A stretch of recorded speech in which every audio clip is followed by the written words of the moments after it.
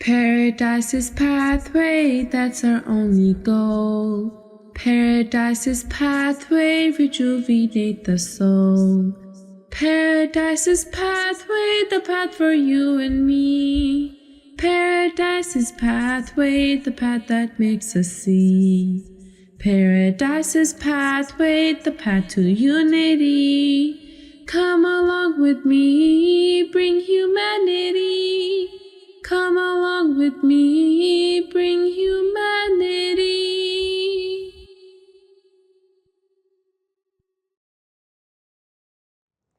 Bismillahirrahmanirrahim. Assalamu alaikum wa rahmatullahi wa barakatuhu. Welcome to Paradise's Pathways, a program brought to you by Zuna Ahmad USA in the hopes of inspiring, motivating, and supporting each other on the paths that lead to our Creator, inshallah. Our episodes are based on the book Domestic Issues and Their Solutions, a compilation of guidance from Hazrat Khalifatul Masih al-Khamis, Ayyadahullah Ta'ala bi Nasrihil Aziz. Today's episode is on the role of Ahmadi women in society. We have two panelists with us today. The first is Sister Salia Malik Saiba. Sister Salia converted to Islam Ahmadiyya in 1987, persuaded by the writings of the promised Messiah ﷺ. She has served Zuna Ahmad in various capacities, in particular as National Sadr for 8 years. She is a faculty member at Brown University. Assalamu alaikum wa rahmatullah, Sister Salia. Wa alaikum assalam. Very happy to be here. Happy to have you. Our other panelist is Sister Amtul Noor Saiba. Sister Amtul Noor moved to the United States in 1972. She has been an active member of Zuna Ahmad, serving at the local, regional, and national levels. She is the great-granddaughter of the promised Messiah ﷺ, as well as Hazrat Khalifatul Masih I, Raziyallahu anhu. Assalamu alaikum wa rahmatullah. Assalamu alaikum wa rahmatullah. Welcome. So, to begin our episode and exploring this topic, Sister Amtul Noor Saiba, can you explain how Ahmadi women are the builders of the new world? The responsibility of training future generation lies in the hands of the mothers, as they are the one who can, from the very beginning, instill the love of Allah and the love of the Holy Quran. They can build nations attached to faith. In the early days of Rabba, parents started writing Hazrat Khalifa Sani Raziyallahu Ta'ala anhu that if they can have permission to send their daughters for higher education, as there was no college in Rabba at the time. Huzur's initial response was that Hazrat Aisha Siddiqa Raziyallahu Ta'ala anha, the wife of the Holy Prophet Sallallahu Alaihi Wasallam, was the most learned woman of her time, but she had no BA or MA degree. At the same time, feeling the need, Huzur offered one of his own property and started the college, a women college in Rabba immediately. This is the key, that religious knowledge is given precedence. You see the two types of knowledge, secular and religious, go parallel to each other. In reality, these two branches confirm each other. Hazrat Khalifa Sani Raziyallahu Ta'ala anhu was showing that the real education is the religious education. Huzur realized that this was a legitimate need and it would have a long-term impact. That women who also had secular knowledge could raise children who could achieve excellence in both spheres. Ahmadi women have to realize that they can have the responsibility of building a new world that brings glory to Islam. And this is only possible if their words do not clash their actions, and if they always put faith first. Jazakallah for emphasizing how fundamental it is for us to lead by example, especially as Ahmadi Muslim women. Sister Salia, Malik Saiba, could you please speak to the role of Muslim women in society? Yes, I'd like to actually back up a little bit because the role of women dramatically changed with the advent of Islam. The Holy Prophet sallallahu alaihi wasallam was guided by God and realized that a nation or a community could not progress unless women were valued and participated equally with men according to their special qualities and their capacities. Prior to this, women were utterly degraded in Arabic society and were considered worthless. They were actually treated worse than cattle. Furthermore, in previous scriptures, they thought that God created men in his like and for himself, whereas women were created for the convenience of men to do as they pleased. But with the Holy Prophet sallallahu alaihi wasallam, God told him that women were to have their rights and should be treated as human beings equal to men. And in this way, they come to their full potential and they play an important and necessary role in the society. This was a huge change for the society of the time. Women could now uphold their dignity by the means of the teachings of Islam, such as modesty and respect, and they served in many roles in the society. They fully participated. We've just heard of the lovely example of Hazrat Aisha radiallahu anha, who was so highly valued for her knowledge. However, women were given primarily the huge responsibility of raising and influencing the next generation with the love of God in their hearts. And being valued themselves now, women were then best equipped to raise their children as good citizens and devoted to God. It had to start at the beginning. So at the time, the daughters were considered to be a source of shame. And in fact, sometimes in some families, they were such a source of shame that they unfortunately buried their daughters alive soon after they were born. But the Holy Prophet, sallallahu alaihi wasallam, he taught us that he who is granted a daughter and does not neglect her upbringing and does not humiliate her, nor prefer his sons to her, God will admit him to paradise. Such a huge change. Jazakallah for sharing this insight and how revolutionary Islam was in transforming not only the lives of women but of all of humanity. So Jazakallah for that. It's now time to take a short break and hear a quote from the book Domestic Issues and Their Solutions. Paradise's pathway, that's our only goal. Paradise's pathway, rejuvenate the soul. Paradise's pathway, the path for you and me. Come along with me, bring humanity. Welcome to Baitul Afiyat, a beautiful new mosque in the heart of Philadelphia. This bright beacon of light in the community was inaugurated on October 19, 2018 by the head of the worldwide Ahmadiyya Muslim community, Hazrat Khalifatul Masih V. May Allah be his helper. Our beloved Khalifa works tirelessly to uplift our spirituality, which in turn also has a positive impact on our daily lives. In his book, Domestic Issues and Their Solutions, His Holiness says, "Our religion has made a woman the guardian of the home and has given her the responsibility of safeguarding it.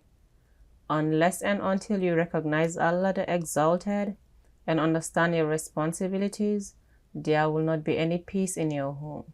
His Holiness also says, any such instances where moral upbringing of children is neglected, it is as if those children have been murdered.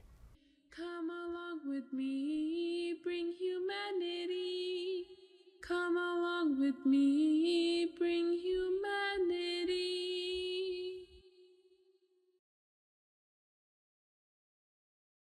Welcome back. Certainly, there is a heavy responsibility placed on women as the guardians of their homes.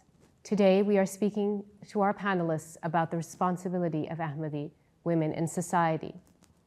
Sister Saleh Malik Saiba, in your previous response, you spoke of the role given to women at the time of the Holy Prophet sallallahu alaihi wasallam. Could you also elaborate on the role that women reclaimed at the time of the promised Messiah alayhi salam? Yes, well, this beautiful teaching that uplifted women out of a degraded state in the 7th century was all but forgotten. In the Islamic world, societies reverted to pre-existing cultural practices and dominated women in their various ways. Or, even worse, they distorted the teachings of Islam, and that became too harsh and punitive and actually cruel. In the non-Islamic world, societies still held the view that women were inferior to men, and they practiced that in their various ways. But with the revival of the true teachings of Islam, the promised Messiah ﷺ reminded us that women are an important part of the whole, and they should be valued and respected, and they should participate in the community as well as men. And he said that they should be educated according to the teachings of Islam. And this was at the turn of the 1900s in India. At that time, women were definitely thought of as inferior to men, and it was not considered necessary to educate the women. Even in the Western world, women's education did not actually take off until the latter half of the 1900s. The promised Messiah ﷺ helped us realize that intelligence was not decided by gender. He also furthermore explained to us that the husband and wife should be like two loving friends, partners to each other. The wife should not be considered as a servant or a slave of the husband. And he beautifully demonstrated that in his own life, following the lovely example of the Holy Prophet sallallahu alaihi wasallam, who taught us and showed us that the best of you is the one who treats his wife the best. Sister Amtul Noor, would you like to add something? As we know, Lajna Ahmad was the first auxiliary established in the Jamaat. And it is our honor that we are fortunate that this idea was given by Allah Ta'ala to Hazrat Sayyida Amtul Saiba. And when she requested Hazrat Khalifa Sani Raziyallahu Ta'ala to have a separate organization for women, Huzur liked that and started an auxiliary, naming it Lajna Ahmad.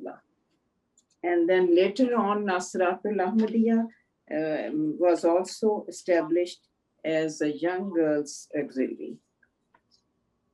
And then as we go to the third Khilafat, Hazrat Khalifa Salis Rahimahullah Ta'ala also was always interested in giving instructions and was in touch with international sadrs at the time, Hazrat Sayyida Maryam Siddiqa Saiba.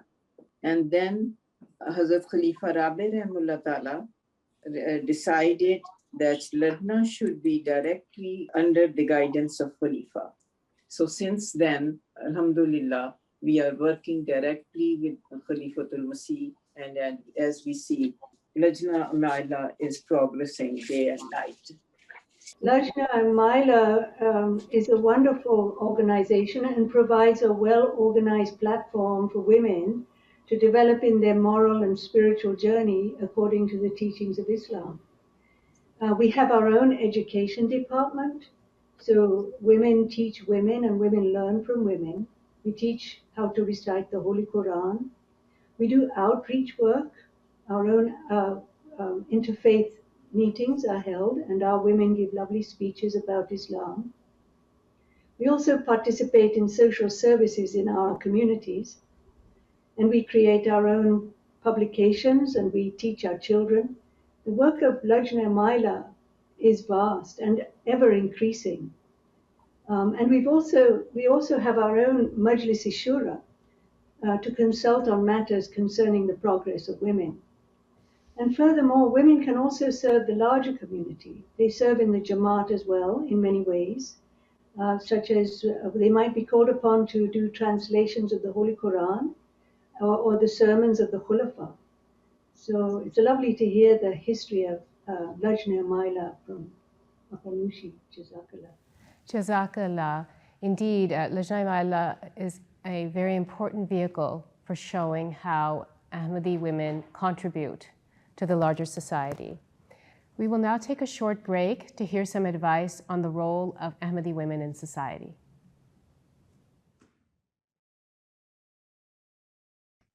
As every individual is blessed with gifts from Allah, for women, the blessing of bearing and rearing children is not only meant for the purpose of bringing a human into this world, but rather to raise them to be productive members in society. In chapter 45, verses 13 to 14, the Holy Quran reveals, Allah is He who has subjected the sea to you, that ships may sail thereon by His command, and that you may seek His bounty, and that you may be grateful. And He has subjected to you whatsoever is in the heavens and whatsoever is on earth. All this is from Him. In that, surely, are signs for people who reflect.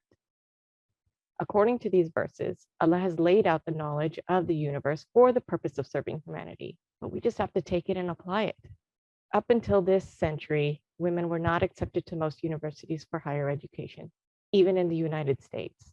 With these educational opportunities now available, Ahmadi women can strive to excel in their chosen fields while continuing their lifelong pursuit of knowledge.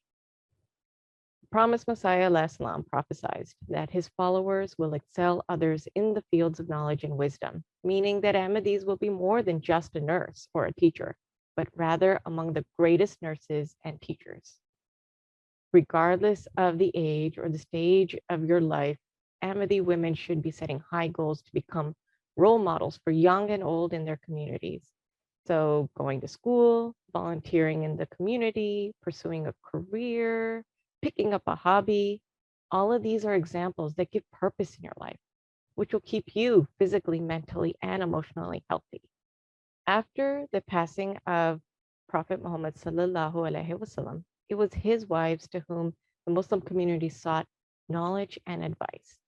In fact, according to Prophet Muhammad sallallahu alaihi wasallam, half the religion of Islam could be learned from Hazrat Aisha radhiyallahu ta'ala anha. Therefore, the pursuit of religion and secular knowledge can facilitate mothers and women in fulfilling their obligation to both Allah and mankind.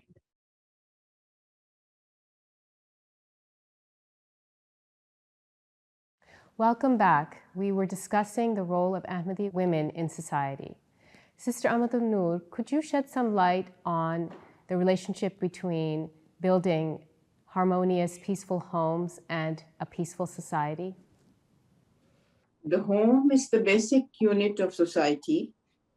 By making our homes models of Islamic values, Ahmadi women can show humanity the way to peace. It can happen through small things.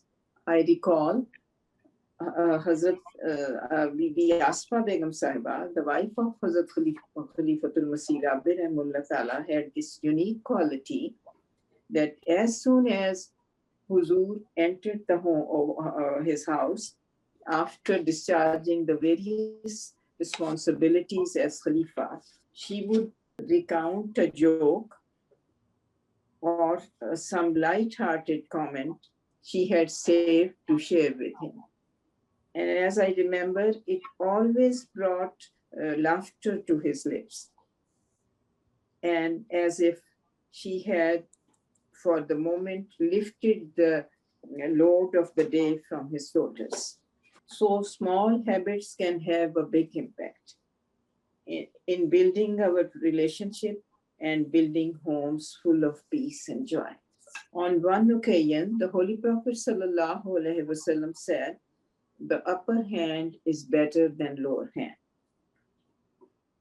If we ponder upon these words, they have a vast meaning beyond the obvious financial connotation. To be the giving party in a relationship, to be the more patient, to be more loving is better in the sight of Allah.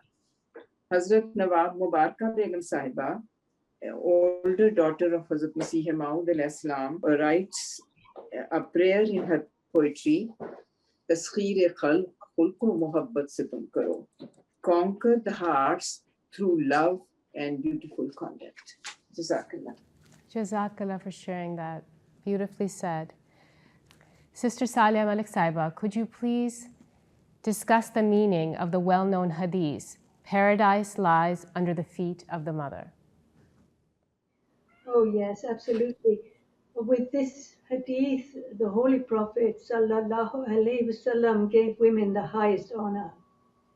However, we do have to keep it in mind that paradise is not guaranteed to be at the feet of every mother. It is a great responsibility and requires the deepest kind of inner work and self-sacrifice. The restrictions in the teachings of Islam for women, such as the observance of parda and getting up in the small hours of the night for prayers, these are all for the sake of protection, magnificence, and honor. They elevate the position of women. They prevent women from sinking into the societal ills of the world. So when a woman embarks on this journey for the sake of coming close to God, she can become a source of peace. In the Holy Quran, Allah explains it and says, "We have created from among your kind a delicate gender so that you incline towards her for the sake of peace." Khalifatul Masih Rabi Rahmatullah urged women to understand this hadith and take up the responsibility of building the new world of peace and unity in the next generation. He said that it cannot be brought about. He emphasized this so emphatically 3 times. It cannot be brought about unless we fill our own hearts with the light of Allah. We have to do the work first. They do not find comfort outside, but find peace and tranquility in their homes. And so the greatest gift that women can give to their children is to show them the way to love God and His Messenger, sallallahu alaihi wasallam, and to attach them to Khilafat, so that their hearts can find peace and inner contentment in this very life. We have to realize that the heart that is devoid of peace in this world cannot attain peace in the hereafter. So this is the meaning of this hadith. Jazakumullah for sharing that. It's very beautifully put, that not only does the hadith elevate the status of women, but it shows us the responsibility we have to build that paradise under our feet for our offspring as well. So Jazakallah for that. I would like to thank our panelists, Amatul Noor Saiba and Salia Malik Saiba, for joining us today to explore the topic of the role of Ahmadi Muslim women in society. I hope we have given you some food for thought. Join us for our next episode, where we will be discussing the upbringing of children. Until then, we'll be waiting for you on Paradise's Pathways. Assalamu alaikum wa rahmatullahi wa barakatuh. Paradise's pathway, that's our only goal. Paradise's pathway, rejuvenate the soul.